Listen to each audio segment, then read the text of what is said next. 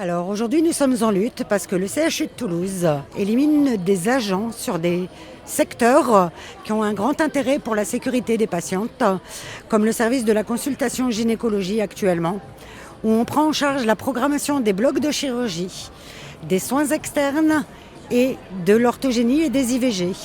Actuellement, existait sur ce poste 4 agents d'infirmières et 4 agents d'aide-soignante. À l'heure actuelle, il nous reste une aide-soignante et une infirmière parce que nos collègues de travail sont actuellement en accident du travail pour surmenage professionnel. On essaye d'éliminer des postes et le service ne peut plus tenir en fait, donc c'est assez compliqué pour nous. Et c'est un service qui a subi une restructuration il y a quelques années. Il y avait une lutte contre cette restructuration, elle est passée quand même.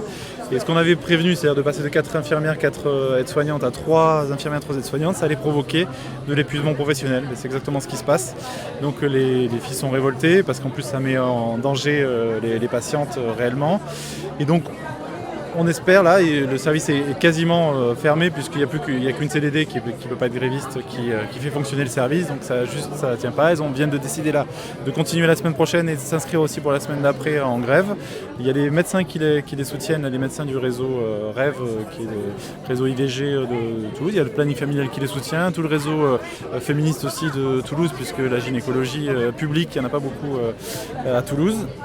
Et donc voilà, on est sur une grève, on lance un pot de solidarité aussi qu'on mettra sur le site cgtchutoulouse.fr pour soutenir les grévistes parce qu'il faut que ces grèves tiennent. Et en plus, elles ne sont pas assignées ou réquisitionnées ou assignées comme ça peut l'être dans d'autres services. Donc la grève peut tenir. Donc l'objectif, c'est vraiment qu'elle tienne et qu'on donne des perspectives aux gens en disant il est possible de lutter, il est possible d'avoir des postes supplémentaires et surtout aussi préparer le 8 novembre qui est une grosse action nationale pour augmenter les budgets hospitaliers et les budgets de la santé en général.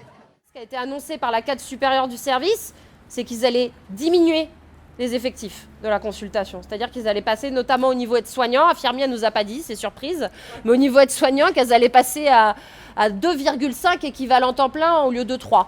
C'est mettre en danger le personnel et c'est mettre en danger les usagers.